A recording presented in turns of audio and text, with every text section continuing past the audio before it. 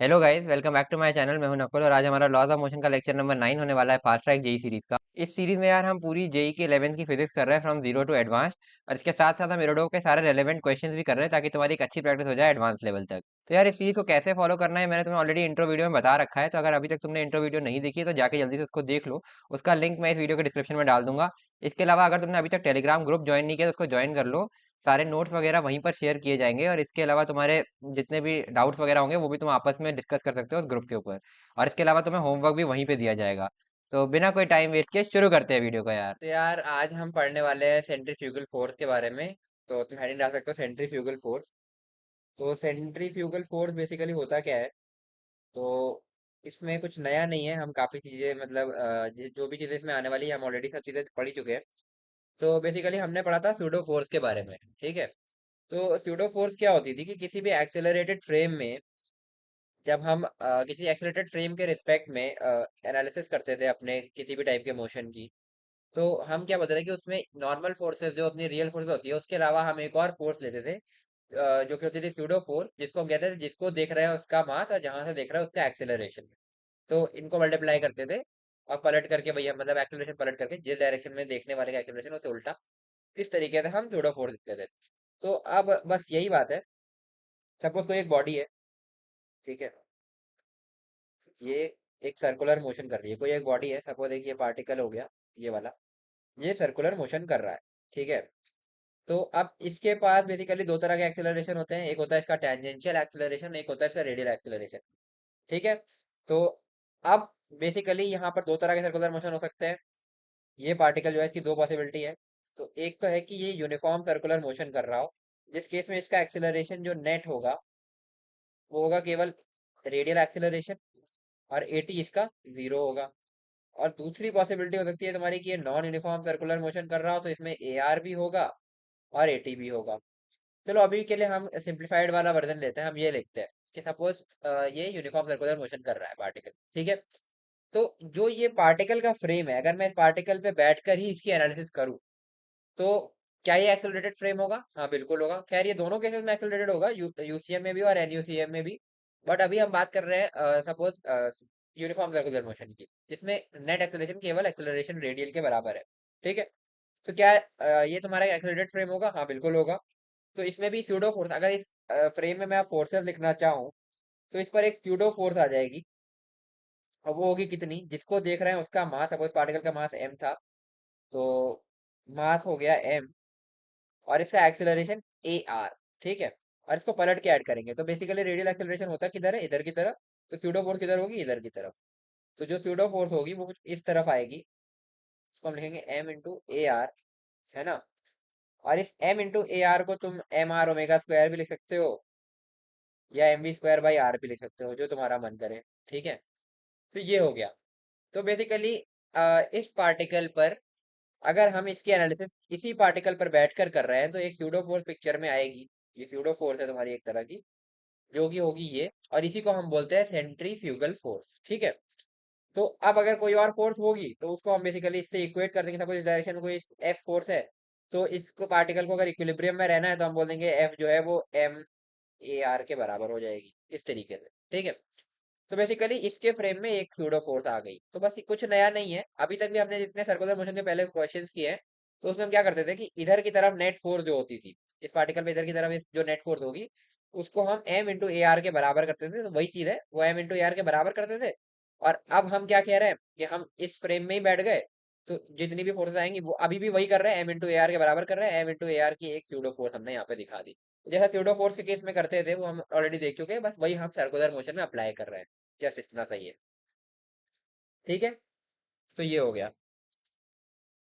But एक चीज और है, स्यूडो फोर्स के साथ साथ जैसे अभी हमने यहाँ पर स्यूडो फोर्स देखी तो हम सीधे सीधे बोल रहे हैं कि ये जो स्यूडो फोर्स है वो एम आर ओमेगा स्क्वायर के बराबर होगी और यही सेंट्रीफ्यूगल फोर्स होगी। बट ये कुछ स्पेसिफिक केस में होती है। असल में ये स्यूडो फोर्स दो टाइप की फोर्सेस का वेक्टर सम होती है। तो वो दो टाइप की फोर्सेस क्या होती है वो भी हम देखने वाले हैं, ठीक है। तो उसी के बारे में बात करते हैं। पहले तुम एक चीज लिख लो कि जैसा कि मैंने तुम्हें बताया वही चीज मैं लिखवा दे रहा हूँ। Frame attached, a frame attached to part to a particle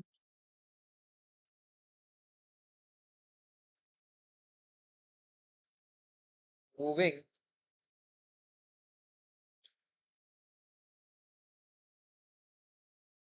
a frame attached to a particle moving in circle in a circle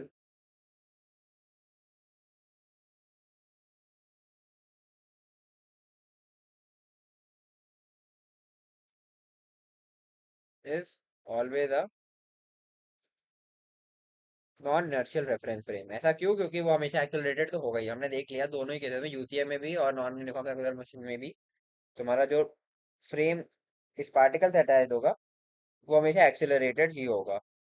ठीक है, तो अब इस फ्रेम में हमने सूडो फोर्स लिखने की कोशिश की। तो मैंने तुम्हें बोला था कि ये सूडो फोर्स दो तरह की फोर्सेस का सम होती है ना, ये तुम्हें ध्यान रखना है पॉइंट। तो पहली तो हो जाएगी तुम्हारी सेंट्रीफ्यूगल फोर्स, क्योंकि अभी हमने वहां एम आर ओमेगा स्क्वायर लिखी भी थी, प्लस दूसरी फोर्स जो होती है वो होती है तुम्हारी कोरियोलिस फोर्स। कोरियोलिस फोर्स, तो ठीक है ये। और इनकी वैल्यूज, अब इनकी एक्सप्रेशन लिखा देता हूँ। सेंट्रीफ्यूगल फोर्स तुम्हारा होता है minus m omega bar omega cross r, ये हो जाएगा। ठीक है, वही एम आर ओमेगा स्क्वायर इसका मैग्नीट्यूड बनता है जो हमने ऊपर लिखा था। और कोरियोलिस फोर्स जो होती है तुम्हारी वो होती है -2m ओमेगा क्रॉस ई। ठीक है, ये होती है। तो ये दोनों की वैल्यूज हो गई। बट अभी हम जितने भी क्वेश्चंस करते हैं हमारा काम एम आर ओमेगा स्क्वायर से क्यों चल जाता है? क्योंकि ये हमेशा जीरो होती है, जो हम अभी हमारे सिलेबस में जो केसेस हैं। ऐसा क्यों? क्योंकि कोरियोलिस फोर्स उन केसेस में पिक्चर में आती है जहां पर जो तुम्हारा फ्रेम है, एक्सेलरेटेड फ्रेम, जिस जो मतलब ये तुम्हारा जो पार्टिकल है जो रोटेट कर रहा है, अगर हम उस रोटेटिंग फ्रेम में ही बैठ जाए और उसके रिस्पेक्ट में भी हम जिस पार्टिकल के एनालिसिस करें उसके पास एक वेलोसिटी हो, तब ये फ्रेम में आती है। बट अगर पार्टिकल की वेलोसिटी और फ्रेम जो है वो पार्टिकल से ही अटैच है, तो हमारे रेफरेंस फ्रेम में पार्टिकल की कोई अपनी वेलोसिटी नहीं है, रिलेटिव वेलोसिटी नहीं है, तो ये v जीरो हो जाता है और ये पूरा का पूरा टर्म जीरो हो जाता है। तो हमारे सिलेबस में वही वाले केसेस हैं, तो हम इसको सीधे सीधे निग्लेक्ट कर लेते हैं। बट तुम्हें पता होना चाहिए कि स्यूडो फोर्स जो होती है इस केस में ये सेंट्रीफ्यूगल प्लस कोरियोलिस होती है। बट कोरियोलिस हमारे सिलेबस में नहीं है, क्योंकि हम ये v जीरो वाले केसेस लेते हैं। मतलब हम अगर इसके फ्रेम में एनालिसिस कर भी रहे हैं ना, तो हमारा जो फ्रेम है वो बेसिकली उसी पार्टिकल से अटैच होता है जिसकी हम एनालिसिस कर रहे हैं। ऐसा नहीं हो सकता कि जो है हम सेम सर्कल में दो पार्टिकल हो सकता है, सपोज एक पार्टिकल कुछ 50 की स्पीड से मूव कर रहा हो और एक 20 की स्पीड से मूव कर रहा हो। तो अगर तुम इस 20 वाले के रिस्पेक्ट में इस 50 वाले की एनालिसिस करोगे तो तुम्हें कोरियोलिस फोर्स भी पिक्चर में आएगा, क्योंकि एक वेलोसिटी v भी इसके पास आ जाएगी। बट हमारे केस में ऐसा नहीं होता, हम रोटेटिंग फ्रेम में तो बैठे हैं, बट इस फ्रेम में पार्टिकल की वेलोसिटी भी 50 होगी और तुम्हारे फ्रेम की वेलोसिटी 50 होगी, क्योंकि दोनों सेम ही है। तो उस केस में तुम्हारा ये कोरियोलिस फोर्स पिक्चर में नहीं आएगा और ये पूरा का पूरा टर्म तुम्हारा जीरो हो जाएगा। तो ये हमारे सिलेबस में जो केसेस हैं वो। बट तुम्हें ये नॉलेज होनी चाहिए कि सेंट्रीफ्यूगल प्लस कोरियोलिस तुम्हारी सूडो फोर्स होती है। बट हमारे केस में हम केवल यही लेंगे, एम आर ओमेगा स्क्वायर सीधे सीधे लिख सकते हो तुम। ठीक है, और ये चीज हम करते भी आ रहे हैं, क्वेश्चन में हमने अनजाने में चीजें की भी है। ठीक है, तो इसको मैं तुम्हें लिखवा देता हूँ। और हाँ, इस पे ज्यादा क्वेश्चन नहीं है यार, क्योंकि अब हमारे पास दो टॉपिक बचे हैं, एक सेंट्रीफ्यूगल। सेंट्रीफ्यूगल में एडवांस में एक दो क्वेश्चन आए हुए हैं, उसके बाद बैंकिंग ऑफ ट्रैक्स बचेगा, उसमें तो बहुत ही कम क्वेश्चन आए हुए हैं, जेई मेन में ही है थोड़े बहुत। तो ये दोनों टॉपिक हो सकता है हम आज ही खत्म कर लें, नहीं तो बैंकिंग हम एक वीडियो इस पे अलग कर देंगे और इसके बाद फिर तुम्हारा एनएलएम खत्म हो जाएगा। तो इतना सही है। बाकी ये कोरियोलिस पिक्चर में नहीं है, और मैंने तुम्हें जैसे बताया एरोडोव में इसके क्वेश्चन नहीं है। तीन क्वेश्चन है, क्वेश्चन नंबर 112, 114 और 115, है ना, अगर मैं सही हूँ तो। बट वो तीनों क्वेश्चन में ना तुम्हें कोरियोलिस फोर्स निकालने को बोल रहा है जो तुम्हारे सिलेबस में नहीं है। तो तुम चाहो तो वो कर सकते हो, बट उसका कोई फायदा नहीं है, इसलिए मैंने उसको कराने का नहीं सोचा। तो मैं सोच रहा हूँ बस तुम्हें इसकी थ्योरी बताऊंगा, फिर एडवांस के एक दो क्वेश्चन, एक पीवाईक्यू भी है, वो भी हम करेंगे और उसके बाद तुम्हारा ये डन हो जाएगा। और एरोडोव में इस पे खास क्वेश्चन नहीं है, जो है भी उनमें कोरियोलिस फोर्स निकालने को बोला है, तो वो तुम छोड़ सकते हो। ठीक है, तो अब ये चीजें मैं तुम्हें जो बताई वो मैं तुम्हें लिखा देता हूँ। ठीक है, तो तुम लिख सकते हो। तो ये इक्वेशन तुम्हें टर्म तो समझ में आ ही गए कि मास वास है, ठीक है ना? तो तुम लिख सकते हो। एक मिनट, क्या हो गया? The first term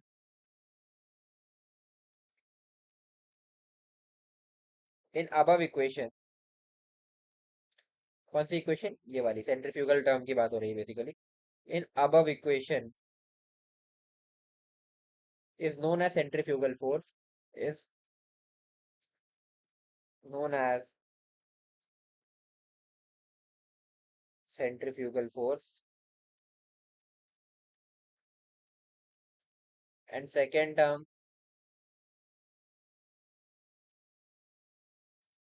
is known as Coriolis force। मेरे ख्याल से चीज को समझ में आ गई होगी। फिर तुम लिख सकते हो Coriolis force comes out into picture। Coriolis force comes out into picture when the particle has a velocity, when the particle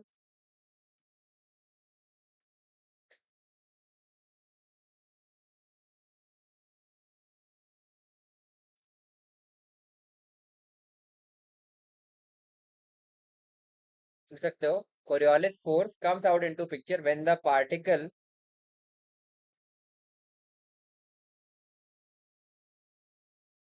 has a velocity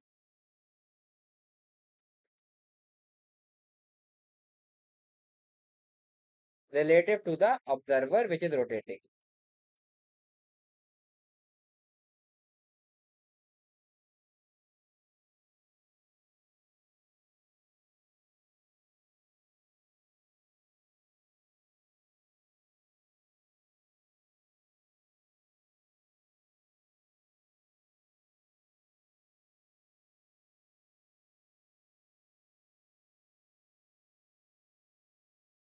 तो अब एक बार इस पूरे का समरी लिखा देता हूँ। तो लिख सकते हो in short,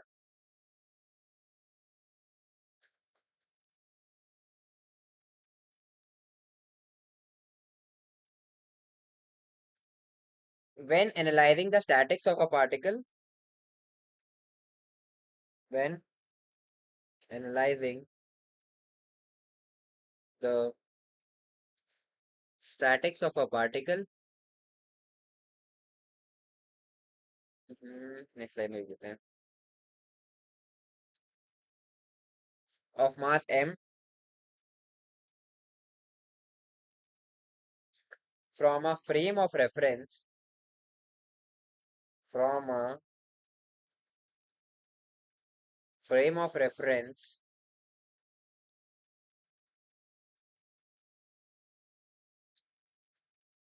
which is rotating with angular velocity omega, which is rotating with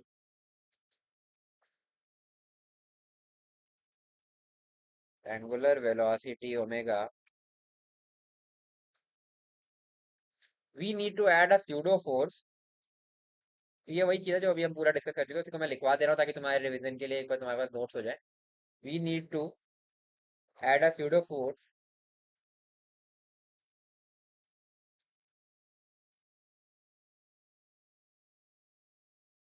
ठीक है, known as centrifugal force, known as centrifugal force apart from other real forces acting on the particle। तो ये हम ऐड करेंगे, फिर equilibrium हम देख लेंगे। तो अभी क्वेश्चन करेंगे तो तुम्हें और क्लियर हो जाएगा। Apart from other real forces acting on this particle. तो ये हो गया, ठीक है भाई।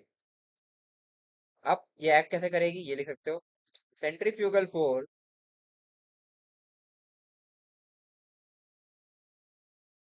acts in radially outward direction, acts in radially outward direction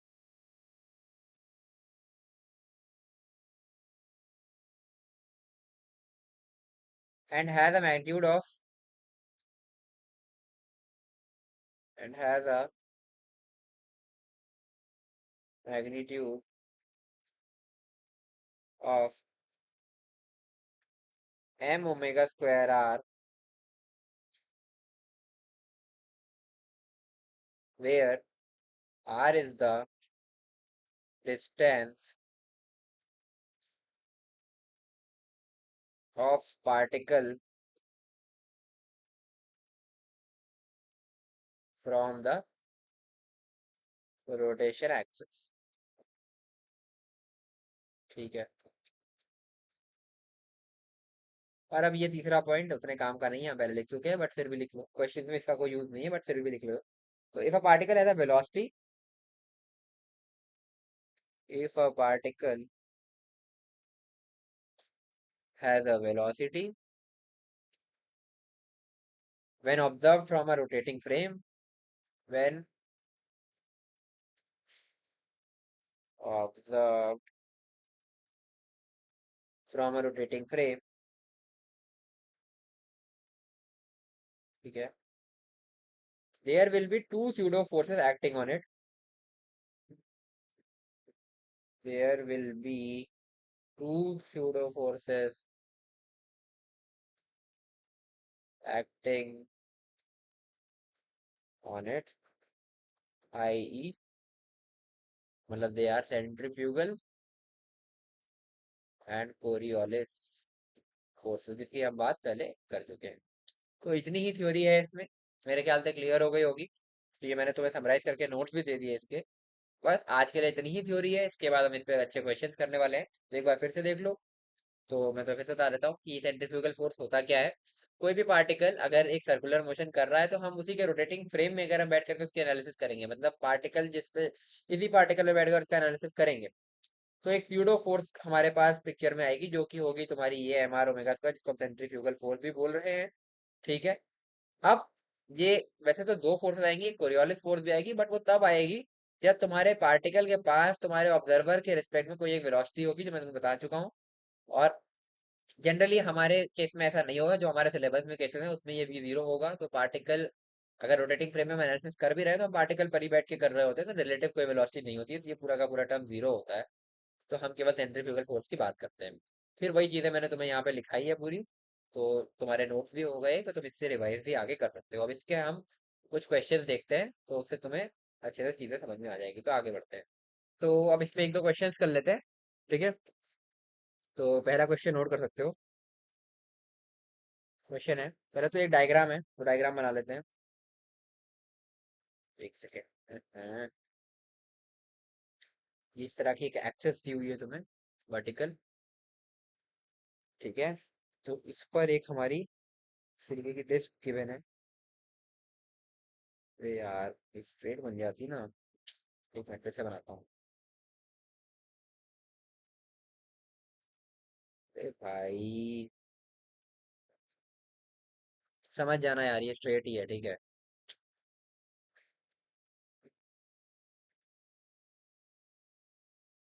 चलो ठीक है, इस तरीके की बना दी डिस्क, इसी उस थिकनेस है।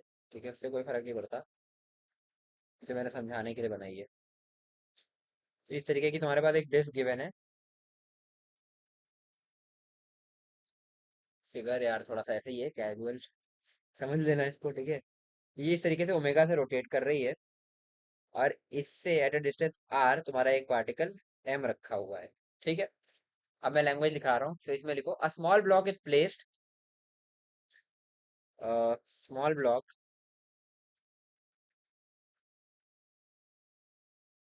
is placed on a turntable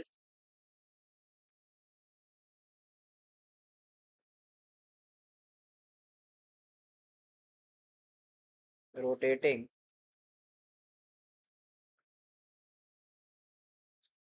with angular velocity omega, with angular velocity omega at a distance r, at a distance r from the center,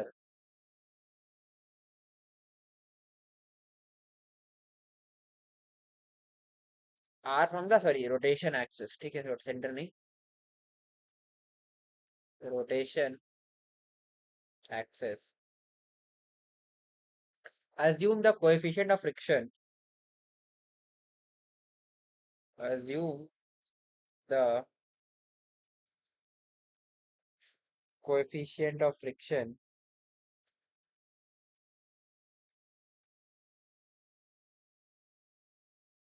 between m and table is mu. Between particle वही है ना, mass and table, basically surface का friction coefficient mu दिया है, is mu. Find the maximum angular velocity omega. Find the maximum angular velocity omega by which table can be rotated, by which table can be rotated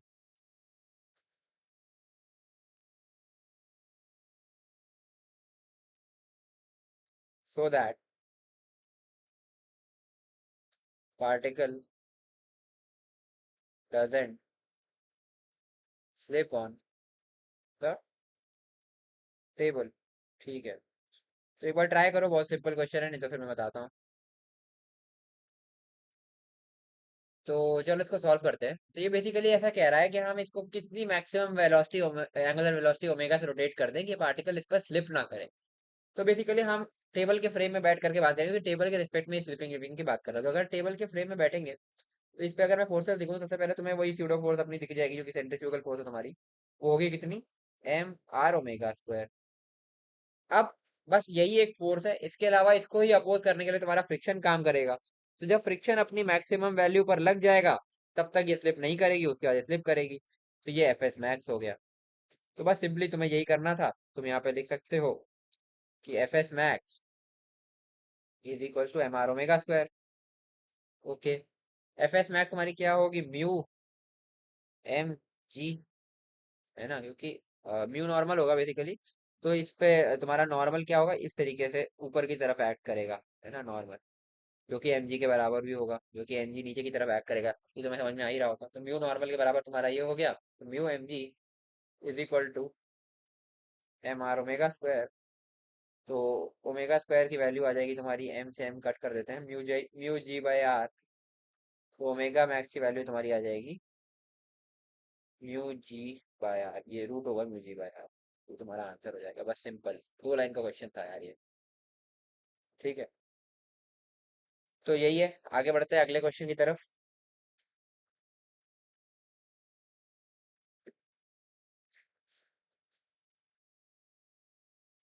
तो next question लेते हैं। ये थोड़ा सा लंबा question है, तो नोट करने में टाइम लगेगा, पर पहले फिगर बना लेते हैं इसका भी। फिगर तो बेसिकली इसमें भी सिमिलर सा ही है, और चलो बना लेते हैं। इस तरीके की एक फिर से रिंग दी हुई है, और ये एक एक्सिस है। अच्छा, ये रिंग से कंफ्यूज मत होना यार, ये इसके साथ सेम लाइन में आनी चाहिए थी बट आई नहीं। एक मिनट, इसको दोबारा बना लेते हैं।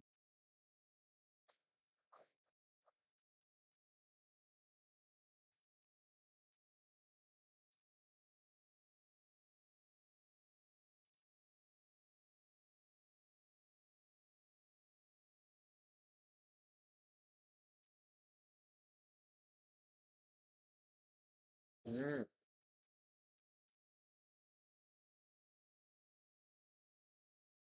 चलो ठीक है यार, समझ जाना। ठीक है, ये इस तरीके की रिंग है ना। ये इसके अबाउट ओमेगा से रोटेट करेगी, और इस पर दो पार्टिकल्स इस तरीके से रखे हैं। एक का मास है m1, ये शायद जेई एडवांस का पीवाई क्यू है, कौन से ईयर का है ये मेरे को नहीं पता, बट ये जेई एडवांस का पीवाई क्यू है। ठीक है, तो ये इस तरीके से दो पार्टिकल्स इस पर रखे हुए हैं, m1 और m2 मास के। ठीक है, अब आगे बढ़ते हैं, इसकी लैंग्वेज बताता हूँ, तुम्हें और अच्छे से चीजें समझ में आएंगी। तो लैंग्वेज लिखते हैं, two blocks of masses m1, two blocks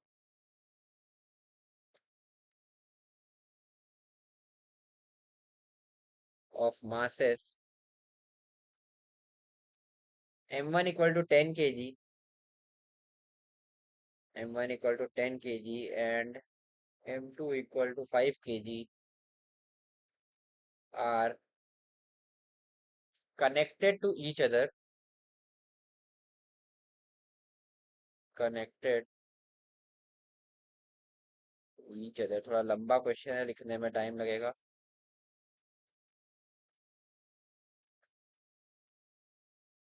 By a massless inextensible string, by a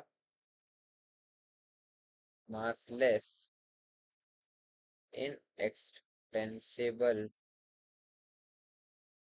string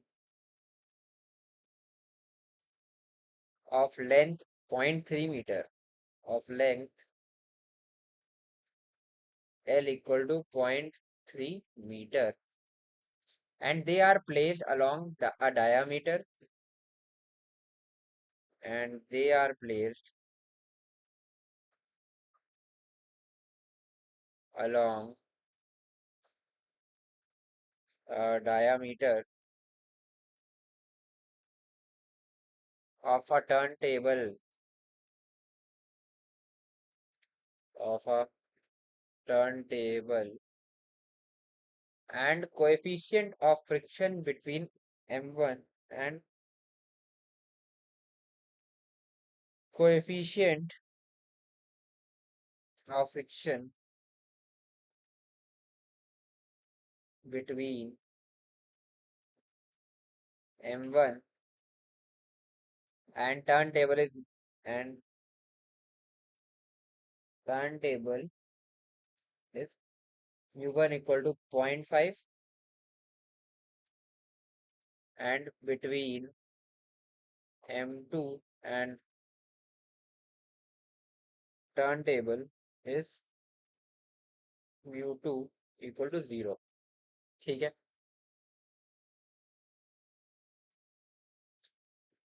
The turntable starts rotating with angular velocity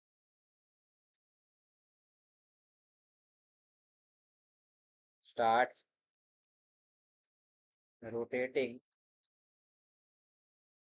with angular velocity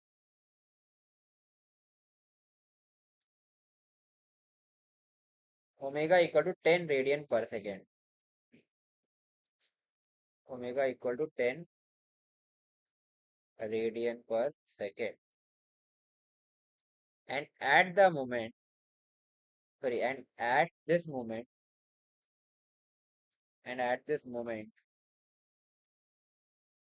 m1 is at a separation, m1 is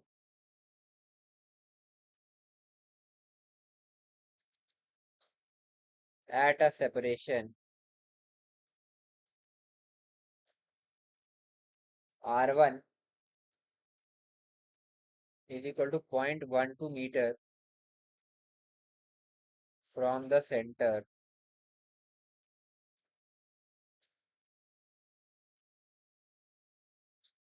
The masses remain at rest.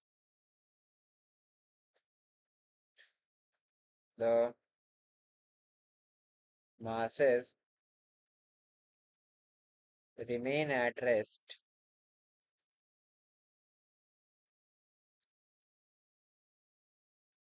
with respect to an observer, with respect to an observer which is lying on the turntable, which is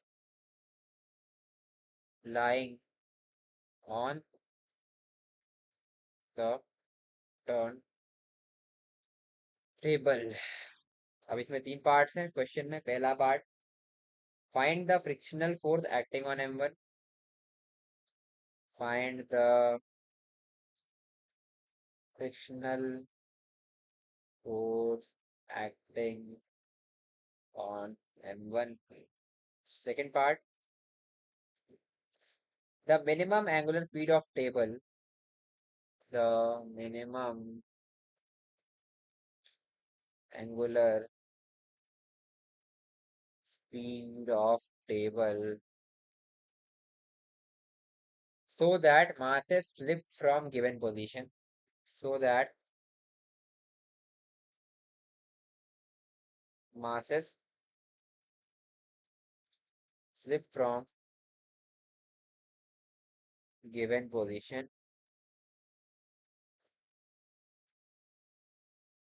Or third part, how should the masses be placed? How should the masses be placed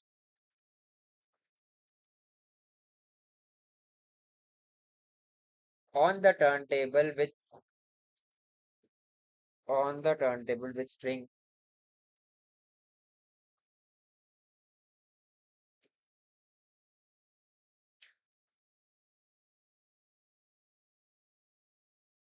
Remaining taut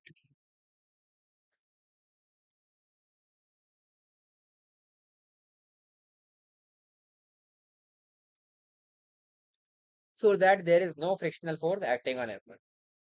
So that no, so that there is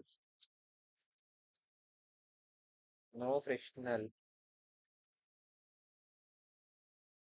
force acting on M1.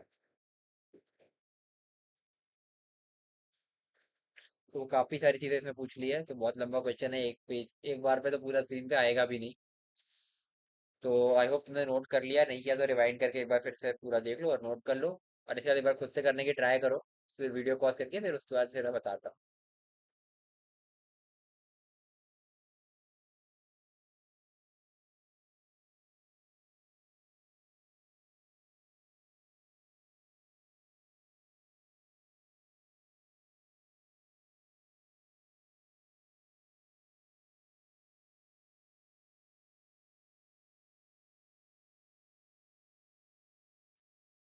तो चलो इसको solve करते हैं।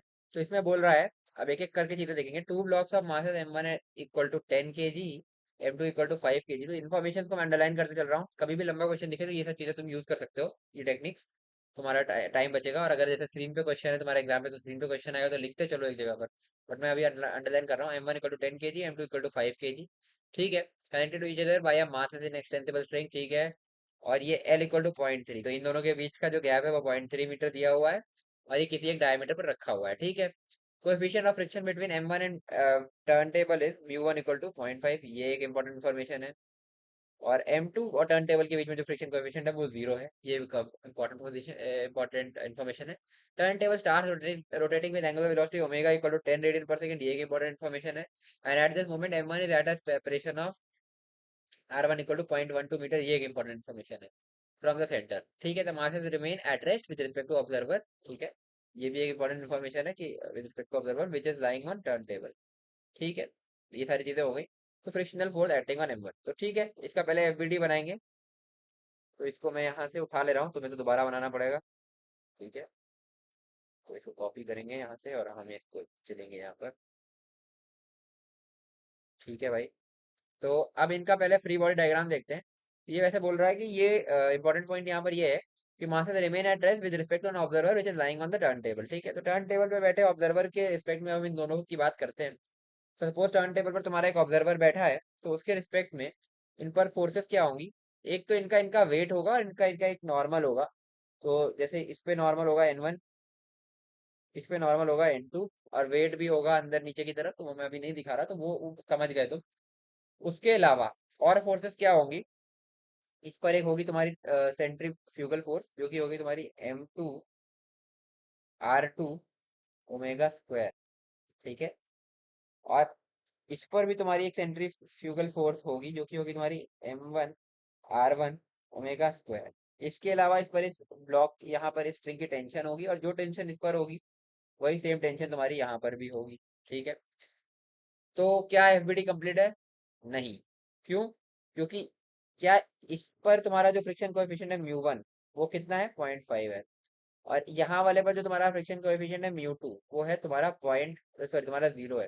तो यहाँ पर friction हो सकता है, बट यहाँ पर तो फ्रिक्शन हो सकता है ना, तो ठीक है। तो बेसिकली इसका एफबीडी अभी कंप्लीट है कि नहीं अपने को नहीं पता, बट इसका एफबीडी तो कंप्लीट है। और ये बोल रहा है कि ये दोनों ही, यहाँ पे क्या लिखा है पढ़ना ध्यान से, masses remain at rest with respect and observer which is lying on the turntable, ठीक है। तो रेस्ट पर है, तो ये वाला ब्लॉक भी रेस्ट पर है, वो वाला ब्लॉक भी रेस्ट पर है। तो हम M2 वाले की अगर हम बात करें कि इसका एफबीडी बच चुका है, तो हम लिख सकते हैं T equal to M2 R2 omega square. अपने पास सारी चीजें हैं, M2 की वैल्यू 5 दी है ऊपर, तुम देख सकते हो। R2 की वैल्यू तुम्हारी दी हुई है कितनी, R1 तुम्हारा दिया है 0.12, और टोटल डिस्टेंस इन दोनों के बीच में है 3, ये यहाँ लिखा है 0.3 और ये 0.12। तो आर R2 जो तुम्हारा हो जाएगा वो हो जाएगा 0.3 माइनस 0.12 यानी कि 0.18, ठीक है। तो ये हो जाएगा 0.18, और ओमेगा की वैल्यू तुम्हें क्या दी हुई है, 10 दी हुई थी, तो ओमेगा स्क्वायर हो जाएगा तुम्हारा 100। तो टेंशन तुम्हारी यहाँ से निकल करके आएगी 90 न्यूटन, ठीक है। ये चीज निकल गई, ओके। पूछा गया frictional force acting on M1। अब इसकी अगर हम बात करें तो हम कह सकते हैं ये जो टी है ये आ गया तुम्हारा 90 न्यूटन, और ये फोर्स कितनी है, M1 R1 ओमेगा स्क्वायर, इसकी जरा वैल्यू लिखते हैं। तो M1 की वैल्यू है 10, R1 की वैल्यू है 0.12 और ओमेगा स्क्वायर की वैल्यू है 100, ये हो जाएगी 120 न्यूटन। तो अगर अब हम M1 वाले ब्लॉक को देखें, मैं यहाँ पे नीचे फिर से बना दे रहा हूँ, तो इस पर एक सेंट्रीफ्यूगल फोर्स है जो कि है 120 न्यूटन की, एक तुम्हारी टेंशन है जो कि है तुम्हारी 90 न्यूटन की, और ये रुके रहना चाहिए। तो वैसे भी तुम्हें समझ में आ रहा होगा कि इसको रोकने के लिए और कौन सी फोर्स मेहनत करेगी, फ्रिक्शन, और वो कितनी होगी 120 माइनस 90 यानी कि 30 न्यूटन। तो फ्रिक्शन एक्टिंग जो तुम्हारा आएगा वो 30 न्यूटन आएगा। बस एक चीज चेक कर लो फॉर्मेलिटी के लिए, क्योंकि आंसर तो यही है, समझ में आ गया है, बट क्या ये वैल्यू परमिसिबल है फ्रिक्शन की, तो फ्रिक्शन की मैक्सिमम वैल्यू निकाल लो भाई। तो वो होगी तुम्हारी म्यू नॉर्मल, यानी कि म्यू कितना है तुम्हारा 0.5, नॉर्मल तुम्हारा mg के बराबर हो जाएगा, तो मास इसका था 10 और g को भी हम ले रहे हैं 10, तो ये हो जाएगा तुम्हारा 50 न्यूटन। तो 50 न्यूटन तक फ्रिक्शन पॉसिबल है, बट यहाँ पर 30 ही रिक्वायर्ड है, तो हमारा आंसर ये सही है। तो फर्स्ट का आंसर तो तुम्हारा आ गया ऐसे। अब आते हैं सेकेंड पार्ट पर। सेकेंड पार्ट पर क्या बोल रहा है, the minimum angular speed of table so that masses slip from given position. ये स्लिप करें उसके लिए क्या मिनिमम एंगुलर स्पीड होनी चाहिए। तो फिर से वही, अब हम अगर इस वाले ब्लॉक की बात कर रहे हैं अभी, ठीक है, ये वाले की, तो हम लिखेंगे T equal to M2 R2 omega square. ये इक्वेशन तो अभी भी वैलिड है, T equal to M2 R2 omega square. इसको रुके रहने के लिए तो M2 की वैल्यू तुम्हारी क्या थी 5, R2 की वैल्यू थी तुम्हारी 0.18, और ओमेगा स्क्वायर लिख देता हूँ मैं, अभी ओमेगा हमें नहीं पता, ठीक है। तो टेंशन की वैल्यू हम यहाँ से कितनी लिखेंगे, 0.9, 0.9 ओमेगा स्क्वायर, ठीक है। फिर अब हम इस ब्लॉक पर आएंगे, तो इस पर हम लिख सकते हैं कि देखो, अभी तक क्या था कि M1 R1 ओमेगा स्क्वायर की वैल्यू क्या निकाली हमने, एक बार लिख देता हूँ मैं। M1 R1 ओमेगा स्क्वायर हो जाएगा तुम्हारा, M1 की वैल्यू 10, R1 की वैल्यू 0.12 ओमेगा स्क्वायर, तो ये हो जाएगा पॉइंट सॉरी 1.2 ओमेगा स्क्वायर, ठीक है।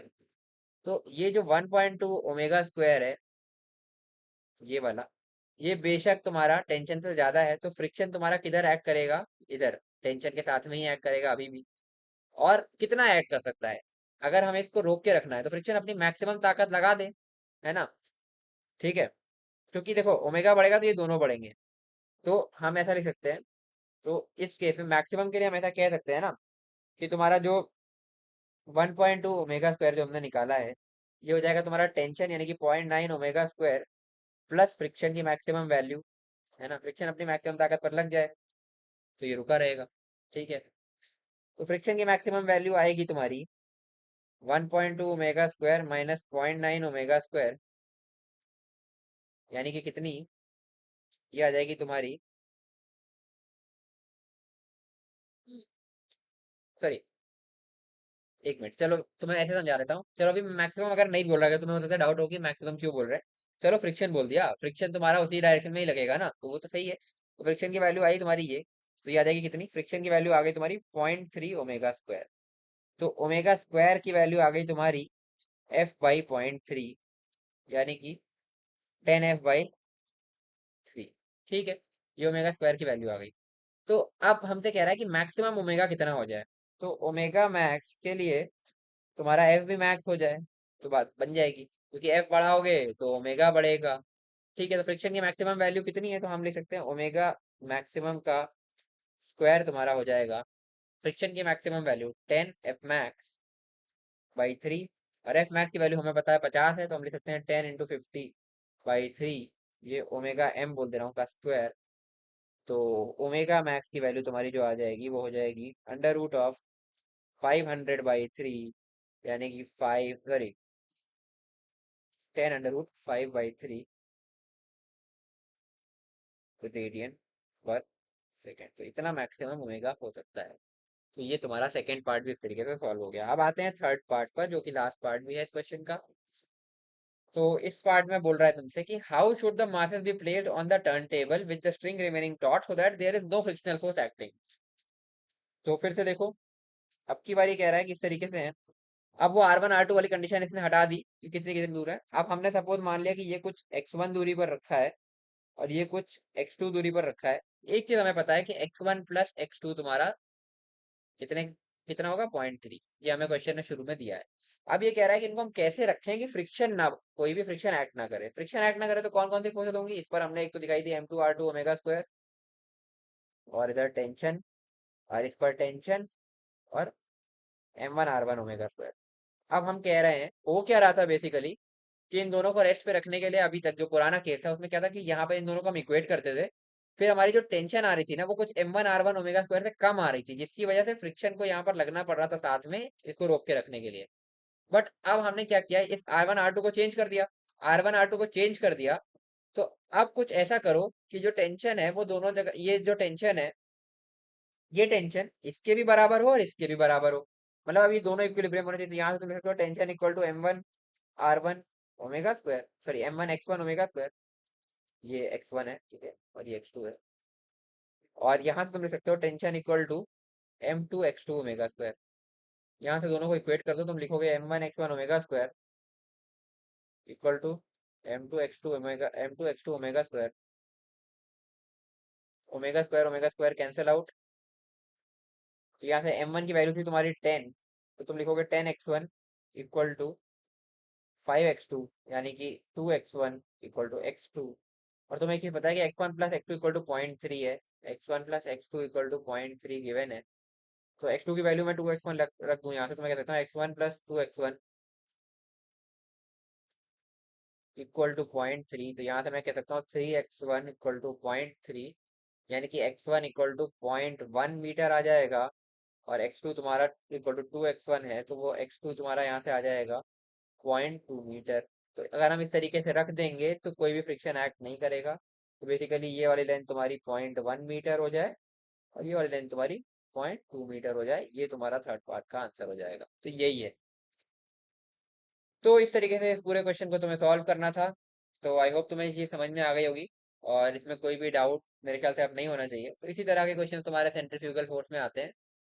तो ये अच्छा क्वेश्चन था, देखो ये तुम आगे रिवीजन के लिए भी यूज कर सकते हो। इसमें ऑलमोस्ट सारी चीजें कवर है और देख सकते हो काफी अच्छा क्वेश्चन। ये क्वेश्चन में ही तुम्हारे जेई मेन के तो 5-6 क्वेश्चन हो गए। 5-6 क्वेश्चन क्या, 10 क्वेश्चन हो गए टाइम वाइज देखोगे तो, क्योंकि 10 मिनट से ऊपर लगा अपने को सॉल्व करने में। तो इस तरीके से तो अच्छा क्वेश्चन था, इससे तुम रिवीजन कर सकते हो। तो तुम्हारा सेंट्रीफ्यूगल वाले टॉपिक में इतना ही है। बाकी मैक्सिमम चीजें तुम ये फोर्स इक्वेट ही करनी होती है, हम पहले भी कर चुके हैं, बस सेंट्रीफ्यूगल का नाम नहीं दिया था। हम बेसिकली फोर्सेस को ही MAR से करते थे और उस तरीके से, जैसे तुम्हें पहले बताया। तो यही है। बाकी इसके इरडोव में कुछ खास क्वेश्चंस है नहीं, मैंने तुम्हें बताया। इसके साथ जो इरडोव के क्वेश्चन है उसमें सब में कोरियोलिस फोर्स इन्वॉल्व है। कोरियोलिस फोर्स तुम्हारे सिलेबस में नहीं है जेई के, तो वो अभी हमें पढ़ने की जरूरत नहीं है, ठीक है। ये इसीलिए जितना भी रेलेवेंट था हमने सारा कर लिया है, अब इसमें कुछ बचता नहीं है। तो यार अब हम चल रहे हैं अपना लॉज ऑफ मोशन का लास्ट टॉपिक पढ़ने, जो कि है बैंकिंग ऑफ रोड्स। तो तुम हेडिंग डाल सकते हो, banking of roads. Banking of roads. तो बैंकिंग ऑफ रोड्स होता क्या है और ये करने की हमें क्या जरूरत आ गई, तो ये अब हम समझेंगे। तो देखो, सपोज सबसे पहले हम बात करें, सपोज एक इस तरह की सर्कुलर रोड है, जो कि बैंक नहीं है, नॉर्मल प्लेन है, ठीक है। ये प्लेन टाइप की सर्कुलर रोड है और इस रोड पे कोई तो गाड़ी यहाँ से ऐसे चल रही है, जो कि इस पर इस तरीके से टर्न हो रही है। सपोज ये एक गाड़ी है जो इस पर चल रही है। तो अब तुम एक बात बताओ, जब ये इस रोड के कर्वेचर पे इस तरीके से टर्न कर रही होगी, है ना, तो अगर मैं इसी के फ्रेम में बैठ जाऊं और मैं एनालिसिस करूं, तो इस पर एक फोर्स लग रही होगी जो कि तुम्हारी सेंट्रीफ्यूगल फोर्स होगी, जो कि होगी तुम्हारी MR ओमेगा स्क्वायर के बराबर, ठीक है। अब ये बताओ कि अगर ये गाड़ी टर्न करे और ये स्लिप ना करे और इस पूरे ट्रैक पर टर्न कर जाए, तो उसके लिए रिक्वायरमेंट ये होगी कि यहाँ पर कुछ ना कुछ फ्रिक्शन होना चाहिए, है ना, जो कि इस एम आर ओमेगा स्क्वायर को बैलेंस कर दे और ये गाड़ी जो है विदाउट स्लिपिंग रोटेट कर जाए। बट मान लो अगर मैं कह रहा हूँ कि यहाँ पर फ्रिक्शन नहीं है, फ्रिक्शनलेस तुम्हारा ये जो इस गाड़ी की जो ये रोड है, ये फ्रिक्शनलेस है ना, यहाँ पर कोई फ्रिक्शन नहीं है, तो ये फ्रिक्शन नहीं एक्ट करेगा, तब तो ये एम आर ओमेगा स्क्वायर इसको इधर आके ले जाएगा, तो ये इसमें टर्न तो नहीं कर पाएगी, फिर स्लिप कर जाएगी। बट ऐसा नहीं होना चाहिए, इसी को अवॉइड करने के लिए हम करते हैं बैंकिंग, है ना। तो बैंकिंग में हम क्या करते हैं बेसिकली, सपोज ये तुम्हारी रोड थी इस तरीके से, इसको हम कुछ एंगल थीटा पे इस तरीके से इंक्लाइन कर देते हैं, तो इसको हमने उठा दिया। तो अब इससे फायदा क्या होगा, ये रोड को हम ऐसे ले गए उठा करके, इससे फायदा ये होगा कि सपोज ये तुम्हारी कार है ना, तो इस पर जो सेंट्रीपिटल फोर्स लग सॉरी सेंट्रीफ्यूगल फोर्स लग रही थी, वो तो तुम्हारी बिल्कुल ऐसे ही रहेगी, एम आर ओमेगा स्क्वायर, ठीक है, इसमें कोई चेंज नहीं है। इस पर इसका वेट लग रहा था नीचे की तरफ, ये वैसे ही है, क्योंकि इस फिगर में तुम इस तरीके से दिखा सकते हो mg अंदर की तरफ, और इसकी वजह से एक नॉर्मल आएगा, जो नॉर्मल पहले तो ऐसा था, है ना, अपोजिट बिल्कुल। बट अब नॉर्मल की डायरेक्शन क्या होगी, क्या वो ये नहीं हो जाएगी, क्योंकि सरफेस तुम्हारा थोड़ा सा चेंज हो गया है, तो ये हो जाएगी, ठीक है। जब तुम ऐसा करोगे, तो इस नॉर्मल के बेसिकली अब तुम्हारे पास दो कंपोनेंट आएंगे, ठीक है। तो ये एंगल थीटा है, तो ये तुम्हारा 90 माइनस थीटा हो जाएगा, तो इस हिसाब से तुम्हारा ये एंगल थीटा हो जाएगा। तो इसके दो कंपोनेंट आएंगे नॉर्मल के, एक ये ऊपर की तरफ आ रहा है N cos theta,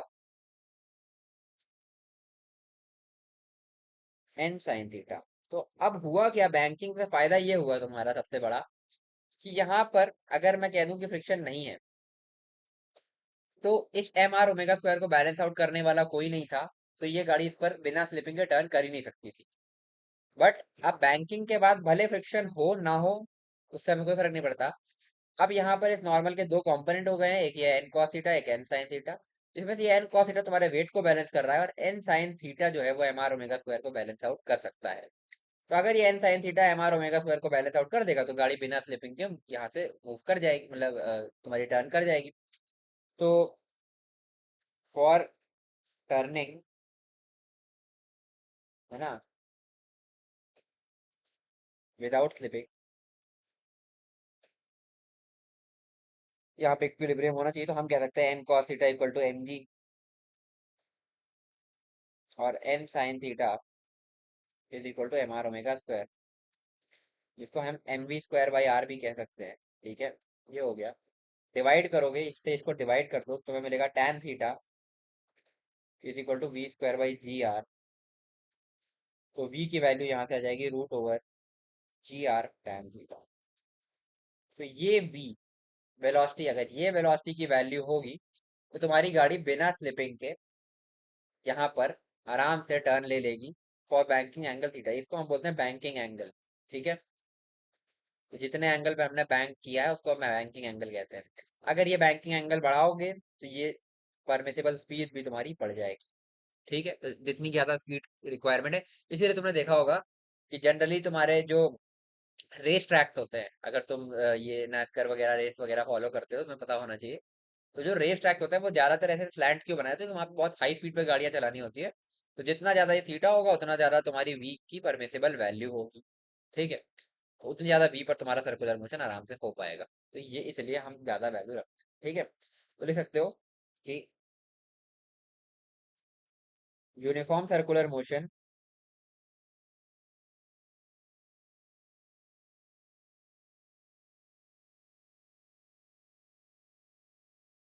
can be easily performed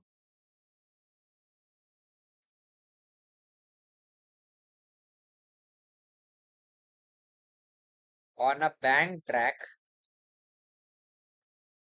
without friction. ये सबसे इंपॉर्टेंट बात होती है इसकी, कि विदाउट फ्रिक्शन भी तुम इस पर आराम से सर्कुलर मोशन करा सकते हो विदाउट फ्रिक्शन, ठीक है भाई। और यहीं से लिख सकते हो स्पीड के बारे में, ये जो वी स्पीड लिखी है इसके बारे में, if banking angle is theta, ठीक है, circular motion then circular motion is to be done with this speed. तो अगर तुम्हारा यहाँ पर फ्रिक्शनलेस सरफेस है और तुम इस स्पीड से सर्कुलर मोशन करते हो तो ये परफॉर्म आराम से तुम कर सकते हो। बट क्या होगा अगर तुम स्पीड से ज्यादा स्पीड ले लो तो? अगर ज्यादा स्पीड लोगे तो ये जो वैल्यू है तुम्हारी एन साइन थीटा से ज्यादा हो जाएगी और फिर ये स्लिपिंग आराम से हो जाएगी, ठीक है। और इधर की तरफ एक नेट फोर्स आ जाएगा जिसकी वजह से सर्कुलर मोशन नहीं पॉसिबल होगा। दूसरा, अगर तुम स्पीड कम करते हो तो इधर की तरफ फोर्स बढ़ जाएगा for same this angle theta, अगर हम चेंज नहीं कर रहे हैं तो फिर नहीं हो पाएगा। तो specified this value is required. But अगर मान लो फ्रिक्शन प्रेजेंट है, ठीक है, तब क्या एक सिंगल वैल्यू परमिसिबल होगी या अब हमें एक रेंज ऑफ वैल्यूज मिल सकती है? तुम खुद सोचो। तो होगा क्या, अब मैं तुम्हें समझाता हूँ। अगर हम इसकी वैल्यू, अगर फ्रिक्शन अलाउड है ना, फ्रिक्शन यहाँ पर मतलब इसका कुछ म्यू है जो कि नॉन जीरो है, फ्रिक्शन यहाँ पर है, ठीक है। तो उस केस में अगर यही और इसी एंगल थीटा की हम बात कर रहे हैं, तो अगर हम v की यही वैल्यू रखते हैं root over G R tan theta, तो इस वैल्यू के लिए तो तुम्हारा फ्रिक्शन हो के भी यहाँ पर लगेगा नहीं क्योंकि जरूरत ही नहीं है, सारी फोर्सेस बैलेंस आउट हो जा रही है। बट अब मैं सपोज इस v को G R tan theta root over G R tan theta से बढ़ाने की कोशिश करता हूँ, तो v बढ़ेगा, ठीक है। v बढ़ेगा तो ये कम पड़ेगा, तो हमें इधर की तरफ एक फोर्स चाहिए होगी। तो फ्रिक्शन तुम्हारा किधर किधर लग सकता है? फ्रिक्शन जो है तुम्हारा वो या तो या तो यहाँ ऊपर की तरफ ऐसे लग सकता है या फिर ऐसे लग सकता है, ठीक है। अगर फ्रिक्शन ऐसे लगेगा तो उसका एक कंपोनेंट इधर आएगा और एक कंपोनेंट इधर आएगा। और अगर फ्रिक्शन ऐसे लगेगा तो इसका एक कंपोनेंट इधर आएगा और एक कंपोनेंट इधर आएगा। बट हम कह रहे हैं अगर हम वेलोसिटी को बढ़ाते चले जाएं, वेलोसिटी को बढ़ाते चले जाएंगे तो इधर की तरफ नेट फोर्स हम बढ़ाते चले जा रहे हैं। तो अगर हमें इक्विलिब्रियम चाहिए तो हमें किधर की तरफ फ्रिक्शन का एक कंपोनेंट चाहिए? इधर। तो फ्रिक्शन कैसे लगेगा? ऐसे, ठीक है। अगर ऐसे लगेगा तो इसका एक कंपोनेंट इधर और एक कंपोनेंट इधर आ जाएगा। फिर एक वैल्यू आएगी फ्रिक्शन की भी मैक्सिमम वैल्यू, जब वो अपनी पूरी पावर लगा देगा और उसके बाद भी हम v की वैल्यू को बढ़ाते जा रहे हैं, तो ये फ्रिक्शन अपनी पूरी पावर लगा देगा तो एक मैक्सिमम वैल्यू v की मिलेगी।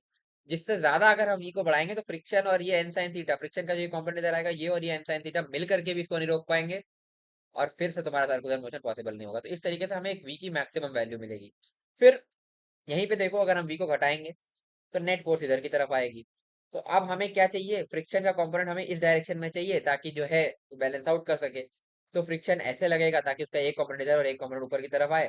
फिर ये कंपोनेंट और ये एम आर ओमेगा स्क्वायर जब मिल करके एन साइन थीटा के बराबर हो जाएंगे, फ्रिक्शन अपनी मैक्सिमम ताकत लगा देगा। तो उस टाइम पे तुम बोलोगे कि हमने इसको मैक्सिमम कम कर दिया है, मतलब जितना कम करते थे कम से कम कर लिया है।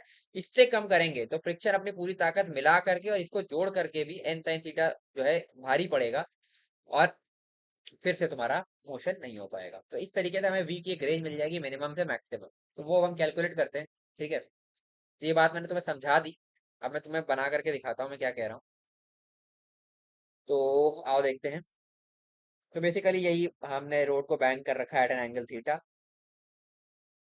इस तरीके से। तो सपोज कोई पार्टिकल जो हमने तुम्हें दिखाया था, तो अब मैं सीधा कंपोनेंट के फॉर्म में नॉर्मल नॉर्मल लिख रहा हूँ। N cos theta, N sine theta, ठीक है, एम जी और M we square by are.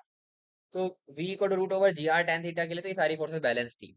अब हमने जब v को बढ़ाना शुरू किया तो हमें v को बढ़ाएंगे, v को हम बढ़ा रहे हैं तो हम एक v की मैक्सिमम वैल्यू तक आएंगे। मैक्सिमम वैल्यू पर होगा कि जब हम v को बढ़ाएंगे तो मैंने तुम्हें बताया था, तो ये फोर्स नेट नेट बढ़ेगी इधर की तरफ, तो हमें एक फोर्स इधर की तरफ चाहिए। तो हम फ्रिक्शन बेसिकली यहाँ पे इस तरीके से लगाएंगे, उसका एक कंपोनेंट हमें यहाँ मिल जाएगा और एक कंपोनेंट हमें यहाँ मिल जाएगा। तो हम फ्रिक्शन को अब हम ऐसे लगाएंगे इस केस में, ठीक है। तो मैंने तुम्हें काफी जितना हो सकता था अपने तरीके से समझा दिया है। तो फ्रिक्शन को ऐसे लगाएंगे, तो फ्रिक्शन की एक कंपोनेंट इसका इधर आएगा, ठीक है, ये एंगल थीटा हो जाएगा क्योंकि ऑल्टरनेट इंटीरियर है। तो हम इसको कह सकते हैं एफ कॉस थीटा और एक कंपोनेंट इधर आएगा जिसको हम बोलेंगे एफ साइन थीटा, ठीक है। तो फ्रिक्शन बढ़ेगा जैसे जैसे अब देखो, ठीक है, पहले जब root over G R tan theta था तो M we square by R N sine theta के बराबर था। अब हमने वी को बढ़ाना शुरू किया तो इधर की तरफ नेट फोर्स बढ़ेगा, तो हम यहाँ इसके साथ साथ फ्रिक्शन इसको बैलेंस करता चलेगा। तो फ्रिक्शन जब अपनी मैक्सिमम वैल्यू पर होगा तभी एफ कॉस थीटा भी मैक्सिमम होगा और तब इस डायरेक्शन में हमें मैक्सिमम फोर्स मिल चुकी होगी, ठीक है। तो फ्रिक्शन अपनी मैक्सिमम वैल्यू पे इधर लग गया, उस टाइम पर जो वेलोसिटी है वो मैक्सिमम वेलोसिटी है जो कि परमिसिबल है। अब इसके बाद अगर हम वेलोसिटी को और बढ़ाएंगे, सपोज हम इस वेलोसिटी को अब उसके बाद अगर और बढ़ाएंगे, तो अब इधर की तरफ एक नेट फोर्स फिर मिलने लगेगी और उस वजह से फिर तुम्हारा मोशन पॉसिबल नहीं होगा। तो ये जब मैक्सिमम वैल्यू होगा तभी वी की मैक्सिमम वैल्यू हमें मिलेगी। ये मैंने 2-3 बार बोल दिया, अब मेरे ख्याल से समझ में आ गया होगा। तो हम लिख सकते हैं एम वी मैक्स का square by R is equal to N sine theta plus friction की मैक्सिमम वैल्यू क्या होगी, mu N cos theta. I think यहाँ तक कोई डाउट नहीं होना चाहिए। फिर अब वाई डायरेक्शन में फोर्सेस इक्वल करो, तो लिखोगे N cos theta is equal to M G plus F sine theta, और एफ मैक्सिमम पर लग रहा है, M G plus mu normal sine theta. ये तुम आराम से लिख सकते हो। तो पहले ये वाली इक्वेशन लेते हैं और इसमें हम एक काम करते हैं, नॉर्मल को कॉमन ले लेते हैं। तो हम लिखेंगे sine theta plus mu cos theta is equal to M V max का स्क्वायर बाय आर। फिर ये वाली इक्वेशन लेते हैं, इसमें एक काम करते हैं कि इस म्यू साइन थीटा वाले टर्म को इधर लेके जाएंगे और फिर एन कॉमन लेंगे। तो एन के अंदर लिखेंगे हम यहाँ पे cos theta minus mu sine theta is equal to M G. ये क्वेश्चन नंबर 1 हो गई। ये क्वेश्चन नंबर 2 हो गई।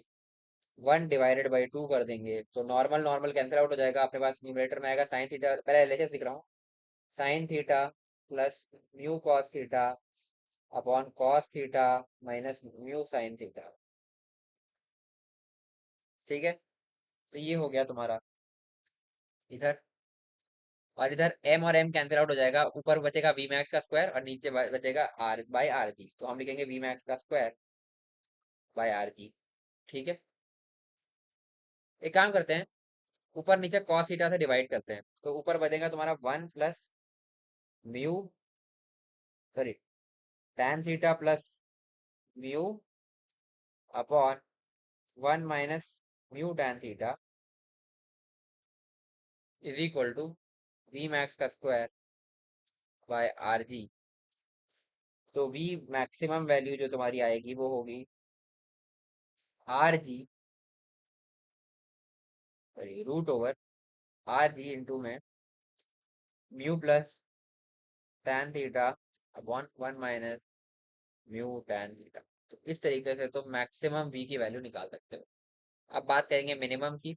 ठीक है, तो एक काम करता हूँ, इसी डायग्राम को कॉपी ले लेता हूँ यार, थोड़ा सा काम आसान हो जाएगा अपना।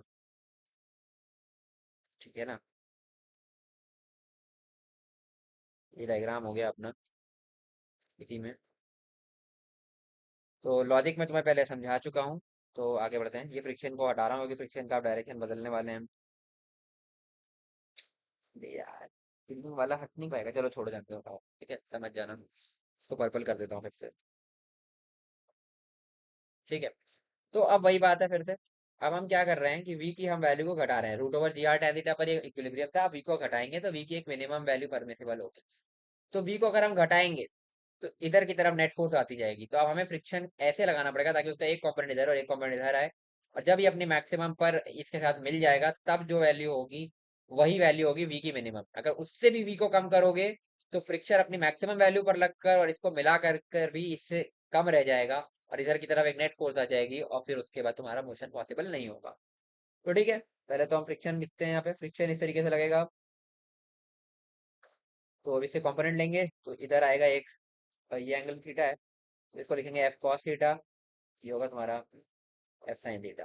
तो अब हम मिनिमम के लिए अगर हम कह रहे हैं फॉर वी मिनिमम, हम कहेंगे कि एन साइन थीटा, पहले हॉरिजॉन्टल में लिख रहा हूँ force, is equal to M V minimum का square by R plus friction अपनी मैक्सिमम पे लग जाएगा यानी कि म्यू नॉर्मल कॉस थीटा। ठीक है, और दूसरा वाई डायरेक्शन में लिखेंगे F sine theta plus normal cos theta यानी कि म्यू नॉर्मल कॉस थीटा,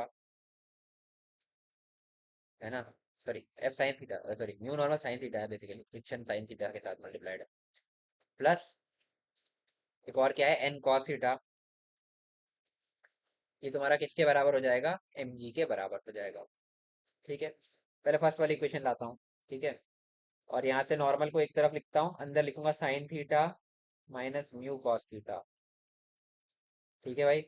और इधर बनेगा तुम्हारा एम वी मिनिमम का स्क्वायर बाई आर। फिर इस इक्वेशन को लाते हैं, इसको फर्स्ट बोल दूंगा। यहाँ पर फिर वही एन कॉमन लो, तो अंदर लिखोगे sine theta, sorry mu sine theta plus cos theta is equal to M G. ये क्वेश्चन नंबर 2 हो गई। फिर से वही 1/2 करो इजिली। तो तुम लिखोगे sine theta minus mu cos theta upon mu sine theta plus cos theta, mu sine theta plus cos theta is equal to V minimum का स्क्वायर बाई आर जी। ठीक। फिर से वही कॉस से डिवाइड करते हैं, तो हम लिखेंगे ऊपर tan theta minus mu upon mu tan theta plus 1 is equal to V minimum का स्क्वायर बाय आर जी। यहाँ से तुम वी मिनिमम की वैल्यू लिख सकते हो root over R G into में tan theta minus mu upon mu tan theta plus 1। एक बार चेक कर लूँ आंसर सही है ना दोनों।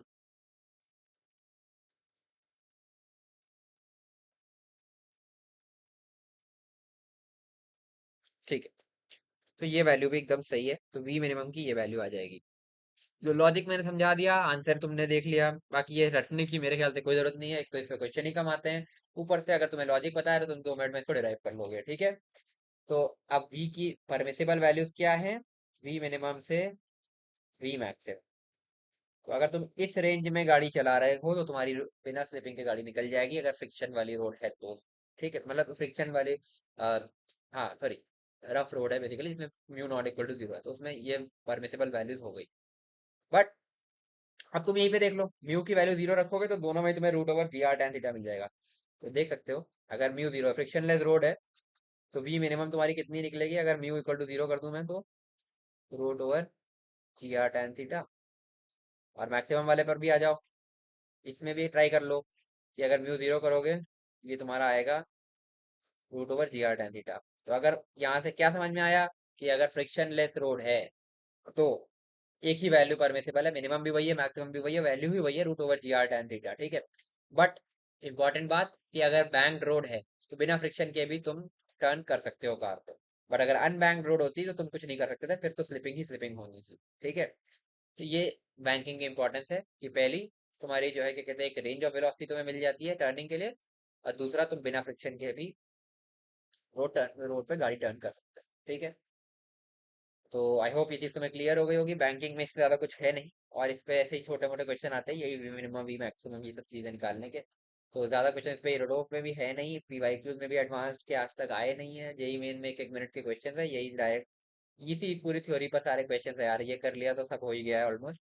और अपने पास वैसे भी टाइम कम है, तो जेई मेन क्वेश्चन मैं 1 मिनट 1 क्वेश्चन सीरीज में तुम्हें करा दूंगा, तो उसमें देख लेना। बाकी तुम अपने आप से चाहो तो थोड़े बहुत कर सकते हो, बाकी एडवांस पे इस पे खास क्वेश्चन आए नहीं है आज तक। और उसके अलावा एरोडोप में भी इस पे क्वेश्चन नहीं है, तो इसको अब हम थ्योरी समझ ली तुमने तो इतना काफी है, आगे बढ़ते हैं। ठीक है। इसी के साथ इसका एक भाई टॉपिक है जो कि साथ में आता ही आता है, मतलब इसी के साथ पढ़ाते हैं सब, तो वो भी देख लेते हैं साथ साथ, लास्ट टॉपिक है वो। ठीक है, बॉल प्रॉब्लम। तो बॉल प्रॉब्लम जो है तुम्हारी, उनको भी देख लेते हैं किस तरीके से टैकल करते हैं, वो भी इसी तरीके की होती है। ठीक है। तो इसको समझते हैं यार, है ना। तो बॉल प्रॉब्लम्स को कैसे सॉल्व करेंगे, तो बेसिकली इसमें होता क्या है कि सपोज एक तुम्हारे पास इस तरीके का बाउल गिवन है। ठीक है, पहले बना लेते हैं।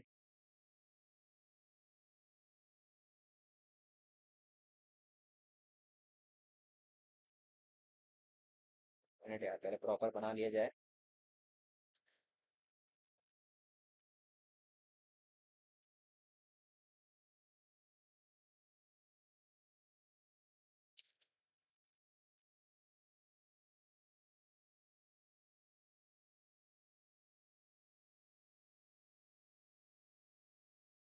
ठीक है।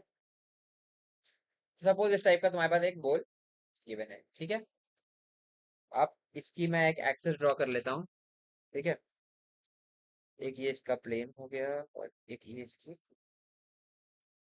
ये हमने बना लिया एक्सिस। ठीक है, तो डायग्राम पे मत जाना। ठीक है, इस तरीके से। तो सपोज, है ना, एक मिनट, इसकी जरा मैं एक वो ले लेता हूँ।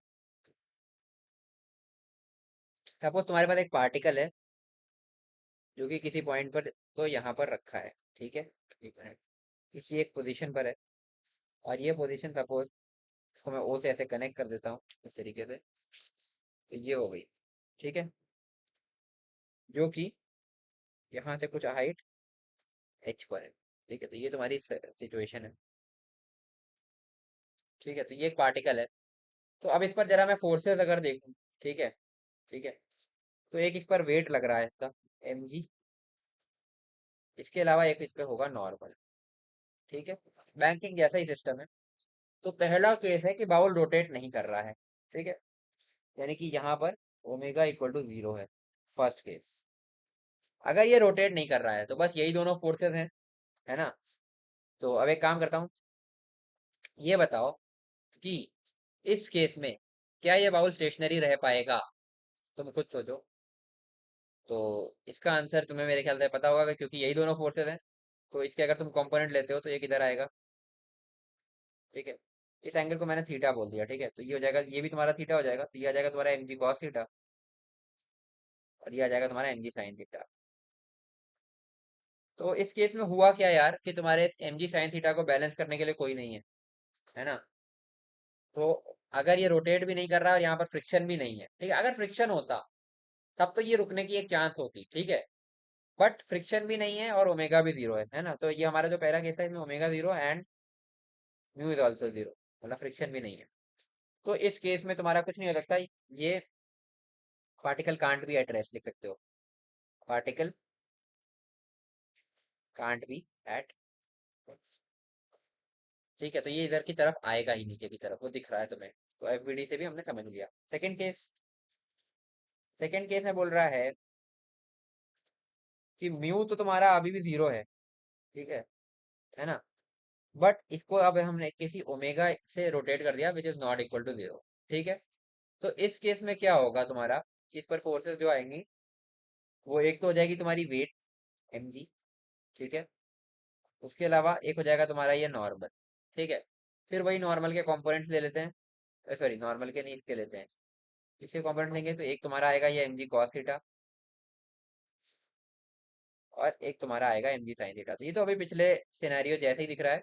बट अब क्योंकि हमने इसको ओमेगा से घुमाया है, तो एक हमारे पास ये फोर्स भी आएगी सेंट्रीफ्यूगल फोर्स, जो कि होगी तुम्हारी एम आर ओमेगा स्क्वायर, या फिर ठीक है एम आर ओमेगा स्क्वायर ही बोल देते हैं, ठीक है। एम आर ओमेगा स्क्वायर एक और फोर्स आ गई। तो इसके भी अब तुम्हारे पास दो कंपोनेंट्स आएंगे, ठीक है। तो एक आएगी तुम्हारी इधर एम आर ओमेगा स्क्वायर, और अगर ये एंगल थीटा था तो ये भी एंगल तुम्हारा थीटा हो जाएगा, तो ये हो जाएगा M are omega square cos theta. और एक आएगा इधर M are omega square sine of theta. तो इस केस में भी फ्रिक्शन नहीं है अभी, ठीक है। बट क्या ये रेस्ट पर हो सकता है, हाँ बिल्कुल हो सकता है। अगर ये M G sine theta M are omega square cos theta के बराबर हो जाए तो इधर बैलेंस आउट हो जाएगा, और उसके अलावा तुम इधर भी बैलेंस कर सकते हो कि normal equal to M G cos theta plus M are omega square sine theta. तो ये पार्टिकल रेस्ट पर हो सकता है। इस केस में क्या कंडीशन होगी वो तुम खुद देख लो, ठीक है, यही पूछी जा सकती है। तो वो साफ साफ दिख रहा है कि particle can be at rest, particle can be at rest, या कैन बी एट इक्विलिब्रियम भी बोल सकते हो, तो ठीक है। और उसके लिए कंडीशन क्या होगी, फोर्सेस इक्वेट कर लेना, ठीक है। बस इन दोनों को इक्वेट करना है और यहाँ पे इन दोनों को इक्वेट करना है, ठीक है। तो इतना सही है। तो इसमें तो ऐसा हो सकता है, ठीक है। थर्ड केस की बात करते हैं। हम्म, तो थर्ड केस है तुम्हारा कि अब तुम्हारे पास ओमेगा भी है which is not equal to 0, और एक फ्रिक्शन भी है, यानी कि यहाँ पे म्यू भी नॉट इक्वल टू 0। तो आप फोर्सेस क्या क्या होंगी, एक तो इसका आएगा वेट, ठीक है। उसके अलावा आप नॉर्मल को मैं सीधा कंपोनेंट में दिखा रहा हूँ, ठीक है, तो टाइम बचेगा, N cos theta N sine theta. इसके अलावा तुम्हारा ये जो एम आर ओमेगा स्क्वायर आया था, इसके हमने दो कंपोनेंट लिए थे, उनको भी अब मैं सीधा कंपोनेंट में दिखा रहा हूँ, इसको हटा दे रहा हूँ। तो इधर जो तुम्हारा कंपोनेंट आया था, एक मिनट, नॉर्मल को मैंने क्यों कंपोनेंट में दिखाया भाई, एक मिनट सॉरी, इसको हटा देते हैं नॉर्मल को, तो क्योंकि हम इस डायरेक्शन में रिजॉल्व कर रहे हैं ना, रेडियल और टेंजेंशियल में, ठीक है। तो बेसिकली तुम्हारा नॉर्मल तो ऐसे ही आएगा, एक मिनट फिर से बना देता हूँ। ये हो गया तुम्हारा नॉर्मल, उसके अलावा वेट के हमने जरूर कंपोनेंट लिए थे, तो मैं अब उसको सीधा कंपोनेंट में लिख रहा हूँ। पिछले फिगर से तुम देख लेना, M G cos theta, M G sine theta. फिर उसके बाद हमने बोला था कि अगर यहाँ पर एम आर ओमेगा स्क्वायर एक फोर्स है तो उसका एक कंपोनेंट इधर हमने लिया था, जो कि आया था तुम्हारा M are omega square cos theta, और एक आया था तुम्हारा इस डायरेक्शन में, जो कि था तुम्हारा M are omega square sine theta. ठीक है। और अगर अब फ्रिक्शन है ना, तो फ्रिक्शन एक्ट करेगा। फ्रिक्शन या तो नहीं एक्ट करेगा, तो उसके लिए अगर ये दोनों इक्वल हो गए, तुम्हारे एन जी साइन थीटा और M are omega square cos theta अगर इक्वल हो गए, तो फ्रिक्शन तुम्हारा जीरो हो जाएगा। तुम लिख सकते हो कि if M G sine theta equal to M R omega square cos theta, तो friction acting is equal to zero. ठीक है। और अगर एम जी साइन थीटा तुम्हारा ज्यादा हो गया M are omega square cos theta के, तो तुम्हारा फ्रिक्शन किधर एक्ट करेगा, एम जी साइन थीटा अगर ज्यादा हो गया तो फ्रिक्शन तुम्हारा इधर ऊपर की तरफ एक्ट करेगा, ताकि बैलेंस आउट कर सके चीजों को। तो फ्रिक्शन एक्ट करेगा किधर की तरफ, ऊपर की तरफ। ये समझ में आ गया होगा तुम्हें। और अगर एम जी साइन थीटा तुम्हारा M are omega square cos theta से कम होगा, यानी कि अब तुम्हारा ये M are omega square cos theta भारी पड़ रहा है, तो फ्रिक्शन को इधर लगना पड़ेगा इसको रोकने के लिए। तो फ्रिक्शन किधर एक्ट करेगा, along M G sine theta नीचे की तरफ। ठीक है। और वो कितना करेगा वो तुम्हारी इन वैल्यूज पर भी डिपेंड करता है कि तुम्हारा ओमेगा क्या है, तुम्हारा थीटा क्या है, और ये सारी चीजें मास वास सब मिला करके फिर तुम वहां से जैसा क्वेश्चन दिया होगा उस तरीके से सॉल्व कर लोगे। बाकी बस तुम्हें इतना समझना है कि यहाँ पर तीनों चीजें हो सकती हैं अगर फ्रिक्शन और रोटेट दोनों कर रहे हो तुम। तो अगर सिंपली वही वाले जो सबसे पहला केस है, जैसे तुम्हारा ये है पहला केस जो हमने देखा था, जिसमें तुम्हारा फ्रिक्शन नहीं था और ओमेगा भी जीरो था, है ना, तो वो तो हो ही नहीं सकता था। जो हमने सेकंड केस देखा था जिसमें ओमेगा नॉन जीरो है, फ्रिक्शन जीरो है, तो उसमें हमने एक कंडीशन निकाली थी जहाँ पर M G sine theta M are omega square cos theta के बराबर था, तभी वो चीज हो पा रही थी। तो अगर वही चीज यहाँ पर भी होगी तो फ्रिक्शन अगर हो भी, अगर mu not equal to zero भी है तो भी तुम्हारा फ्रिक्शन इसमें जीरो होगा, क्योंकि जरूरत ही नहीं ना फ्रिक्शन की कि दोनों फोर्स एक दूसरे को बैलेंस आउट कर रहे हैं। बट अगर अब इसमें से एम जी साइन थीटा ज्यादा हो गया तो फ्रिक्शन इधर इसके साथ लगेगा, M are omega square cos theta के साथ लगेगा। और अगर M are omega square cos theta ज्यादा हो गया तो तुम्हारा friction M G sine theta के साथ लगेगा, ताकि नेट फोर्स को बैलेंस आउट कर सके और ये पार्टिकल तुम्हारा यहाँ पर रेस्ट में रह सके। तो जैसा क्वेश्चन दिया होगा उस तरीके से हम इसको टैकल करेंगे। तो इस पे भी कुछ खास क्वेश्चन आते नहीं है, इसी तरीके की बस इसी थ्योरी को तुम्हें ध्यान में रखना है और तुम इसके सारे क्वेश्चन कर लोगे। तो आई होप जितना तुम्हें बताया आज समझ में आ गया होगा। और इसी के साथ तुम्हारा लॉज ऑफ मोशन खत्म होता है। ये लास्ट टॉपिक थे जो सर्कुलर मोशन में हमारे रह रहे थे, जो कि तुम्हारे बैंकिंग ऑफ ट्रैक्स और बाउल प्रॉब्लम से। तो आई होप जितना बताया तुम्हें समझ में आया होगा। अगर कोई भी डाउट है तो तुम कमेंट सेक्शन में पूछ सकते हो, और साथ में टाइम स्टैम्प डाल देना कि किस पॉइंट पर तुम्हें डाउट आया था। और वीडियो पसंद आई तो वीडियो को लाइक करना यार, जितना हो सके अपने दोस्तों के साथ शेयर करो। और तुमने अगर अभी तक चैनल को सब्सक्राइब नहीं किया तो सब्सक्राइब कर लो। तो मिलते हैं यार नेक्स्ट वीडियो में। Till then stay motivated and keep studying. Bye.